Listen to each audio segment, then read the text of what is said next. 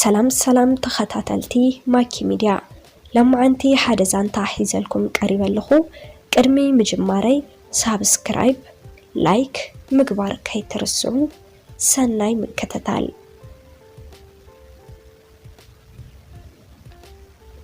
አዳም ወዲ 21 ዓመት መንእሰዩ አዳም ዝሶሙን እዚ ሓደ ዘጭንቕ ነገር ከም ዘጭንቆ ዘሎ ኣብ ገጹ ይንበብ ናቱ ምጭንናቕ ንኹሎም መሓዙቱ ኣተሓሳሲብዎም ኩሎም መሓዙቱ ታይ ከም ዝኾነ ዋላ ተጠየቕዎ ዝኾነ ነገር ንኽዛረብ ግና ልቡ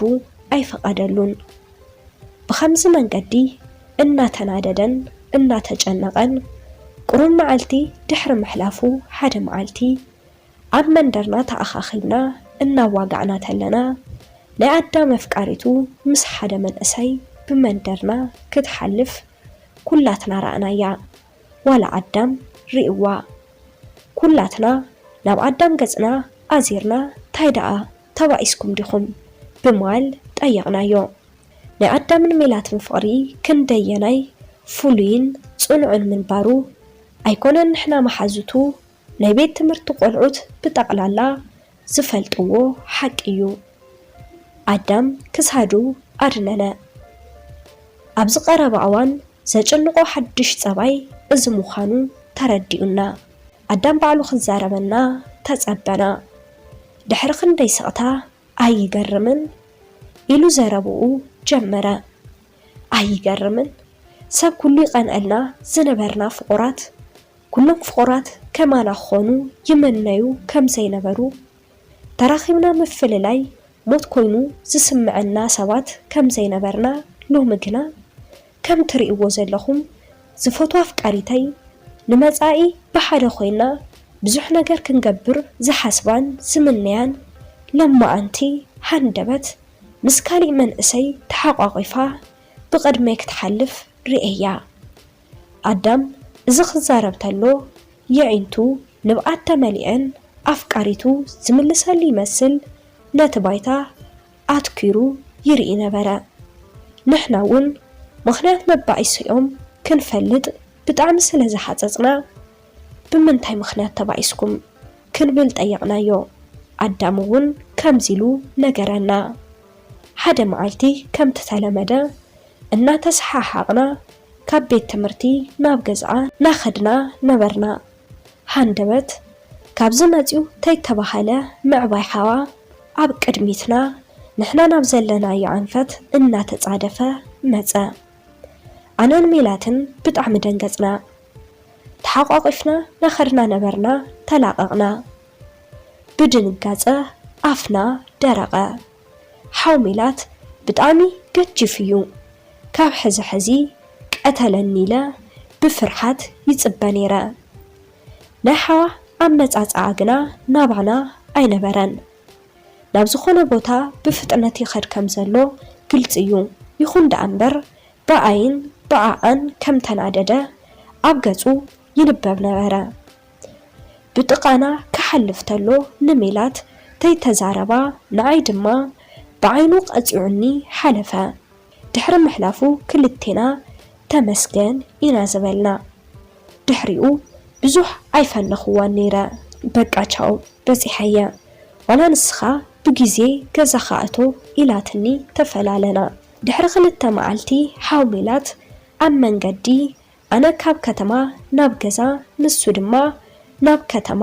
እናኸደ ተራኸብና ሰፈሮም ካብዚ ብጣዕሚ ርሑቕ ዋላ ተኾነ ታይ ክገብር ናብዚ ከም ዝመፀ ግና ኣይፈለጥኩን ንዓይ ክረክብ ምዃኑ ገሚተ ስቕ ኢለ ንገዛይ ኣምሪሐ ልክዕ ኣብ ጥቕኡ ምስ በጻሕኹ ጠጠው በለኒ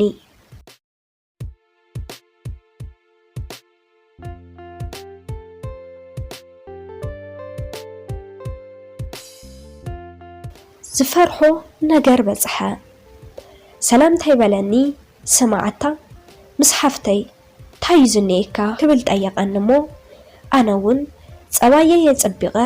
ኣራሓወይ ምንም የብለይን በልክዎ ሓዋ ትዕቢተኛ እዩ ሓወይ ትበለኒ በዚ ሕዚ ኣብ ጥቓ እተርእካ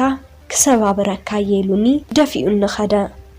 ኣብቲ ሰዓት ብጣዕሚ ዋላ ተናደድኩ ምንም ክገብር ኣይክእልን ነይረ ኣነ እውን ዓፌ ዓፄ ንገዛ ኣምሪሐ በዚ ሕዚ ንሜላት ተረኺበያ ዝፅበየኒ በትሪ ይፈልጥ እየ ግና ድማ ምስኣ ዘይምርኻብ ከም ዘይኽእል ብዝበለፀ ፈሊጠየ ዋላ ሓዋ በዚ ሕዚ ከም ዝከታተለኒ ተረዲኡኒ እዩ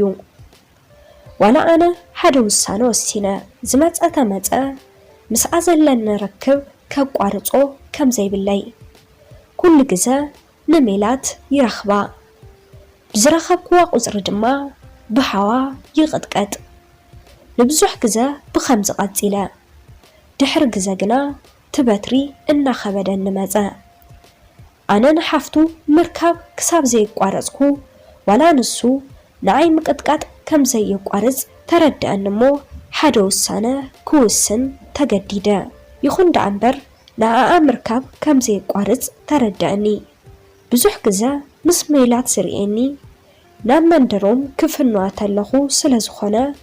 ንዓኣ ናብ ገዝኣ ምፍናው ገዲፈዮ